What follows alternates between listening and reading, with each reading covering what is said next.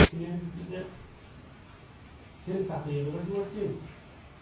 Hudaydan hem de Müslümanlar bilah olsun. Seni yoğuyan o seni yamanlayanlar bilah olsun.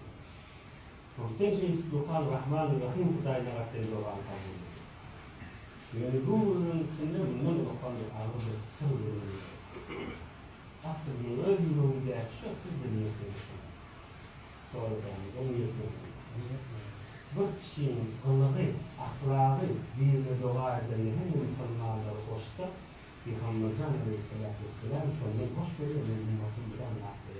Peygambercan Aleyhisselatü bir kişinin ahlakı şu olsun. Öyle o birine dua eden nasıl Müslümanlar Peygambercan ümmetin koşsa, Aleyhisselatü Vesselam'a haber verir. Falanın kılığı şeylikten ümmetinden neden duasını nasıl Müslümanlar koşuyor? Allah'ın baktığım değil.